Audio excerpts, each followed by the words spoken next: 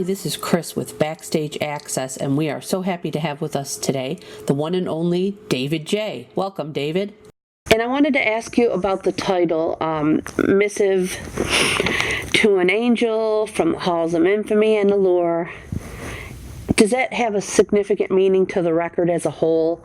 Kind of tying everything together?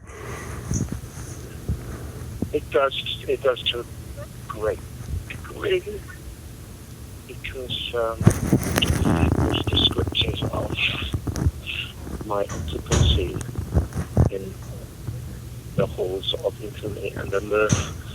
There were other denizens there, and so it's not all about me. Some of the songs, like the Turf, is as me observing somebody else. Has to be resident of that place.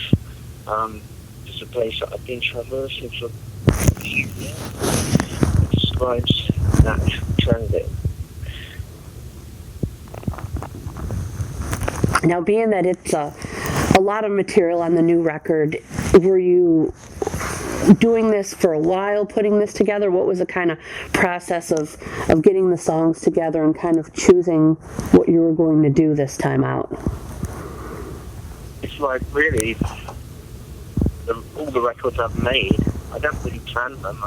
The song will come, and when I've got a bunch of them together, and I can sort of step back a little bit, I see that there's some kind of theme there. But it's never, as I say, it's not a planned thing, and it's just the songs are representative of experiences that I'm having at the time. Right. Very present. That's why they're so present. They come out as expressive songs, and that's how these things are formed. So it's not conscious action. And is it something you're always doing? Are you always just kind of writing ideas and when something's happening in your life and kind of creating as you live? Yes. But I don't try and draw on it. I don't try to sit down and write. It just comes up, and it's very engaging, and I have to follow it through. And everything just kind of happens naturally and kind of just falls into place when the timing's right. Yeah. Awesome. It pops into my head. Obviously, these things gestate for a while, and then they come to a head, and then they come out, and then I hone them. And usually it's the words that come out. No, nearly always it's a lyric. Okay. And then the music comes after that, and the meter and the rhythm of the words really sort of dictates how the music will be.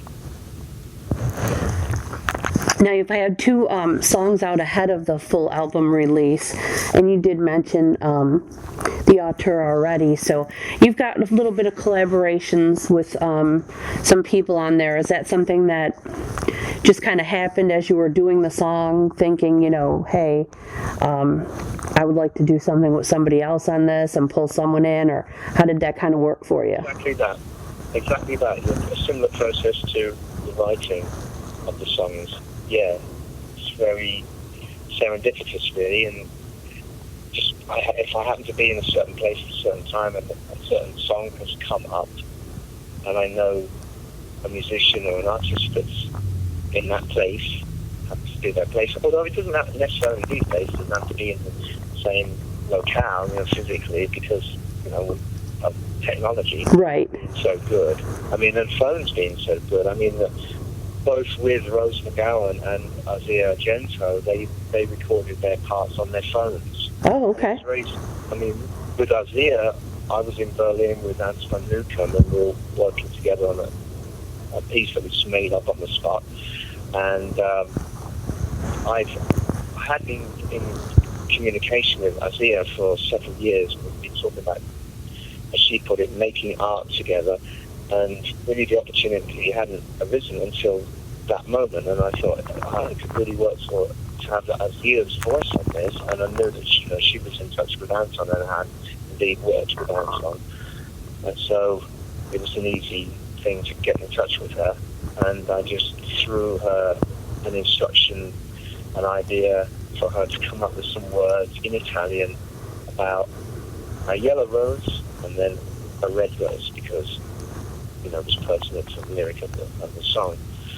And that was something that those lyrics I'd written 2 days before, actually a day before, committing them to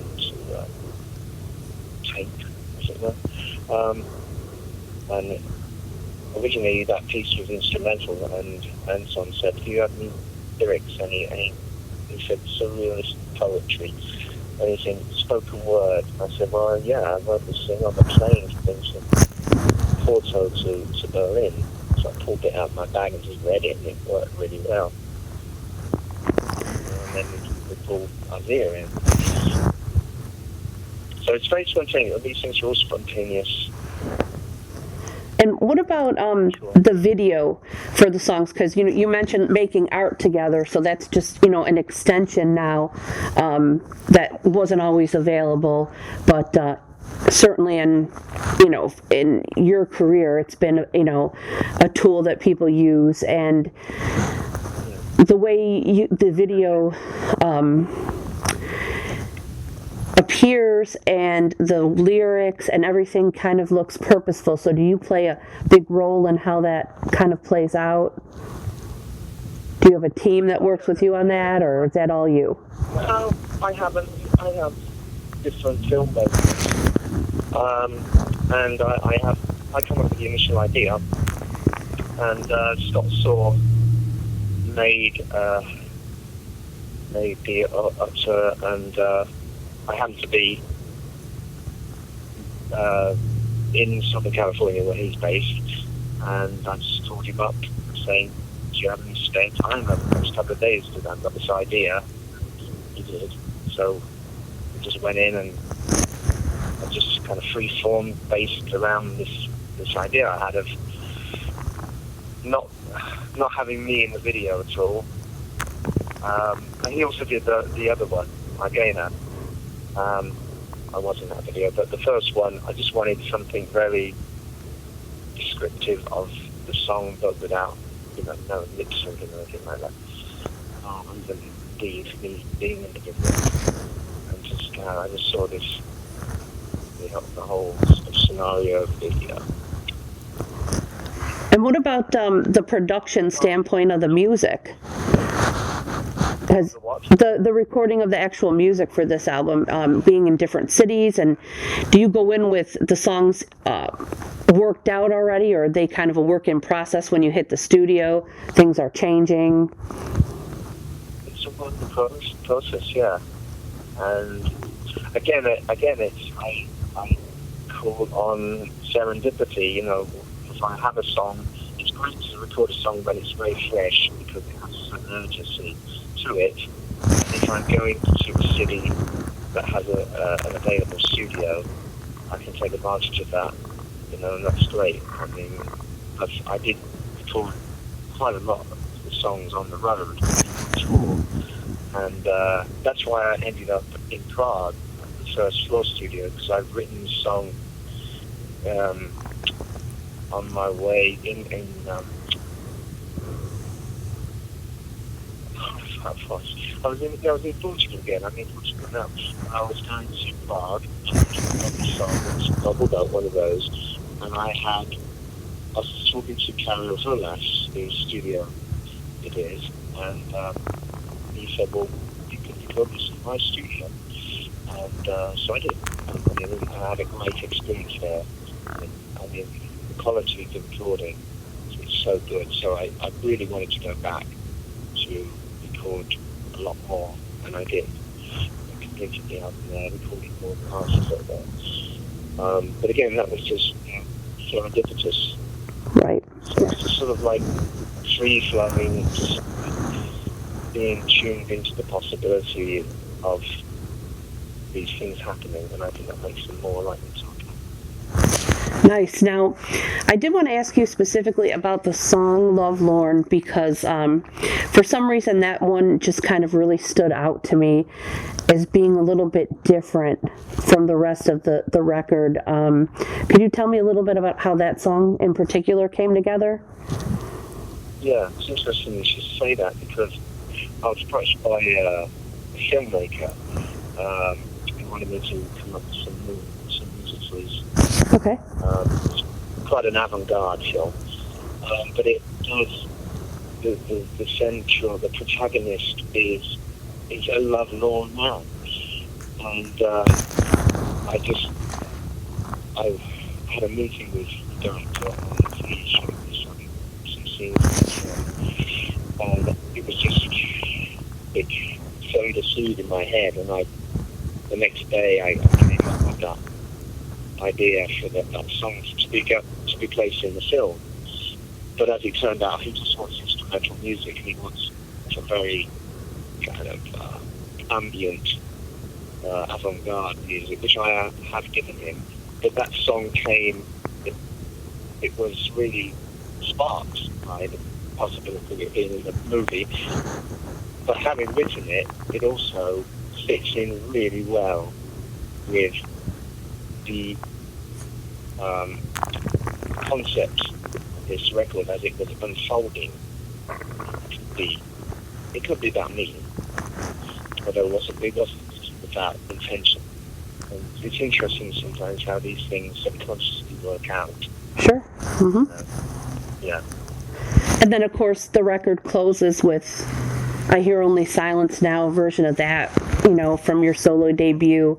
So kind of coming full circle, like a personal journey of, spanning your career here and kind of where you're at right now. Would you say that's something that you wanted to make? Very conscious. Yeah. That was very conscious, yeah. I did want to revisit that song, and I wanted to do it with Emily Jane White, and because I could hear her voice on it, she performed it beautifully. And then, it just completes a cycle. And I do have the feeling that this is my last proper album. Okay. Not to say that I'm going to stop making music, far from it. Right. More music in me than I've ever had. I've got already actually quite a lot recorded on the back burners, but these are collaborative projects, and I'm really into the idea of doing that. I was not collaborating, but I want to do more of that. And just one-off projects, one-off singles, 7-inch singles, 12-inch singles, whatever. I want to do music for film, for theatre, and really diversify more. And it's just the whole thing with an album.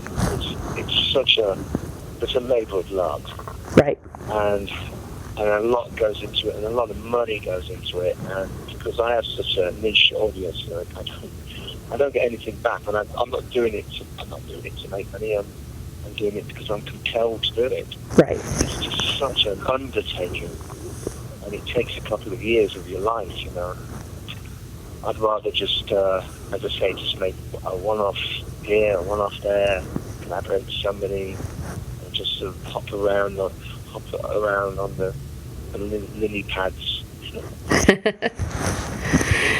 But you're touring right now in Europe with the record, and how is that working out for you? Has there been a good response to it? Yeah, very much listening audiences. It's very attentive, which is great because it's the kind of music that requires that. So I've been quite delighted by that. Awesome. Now I do have to ask you the question that I'm sure everybody is asking you about the Bauhaus reunion shows coming up in LA, which went like lightning quick. How did that come about? What made this a good time to do those shows? Well, we were approached just out of the blue by the promoters, and but what set?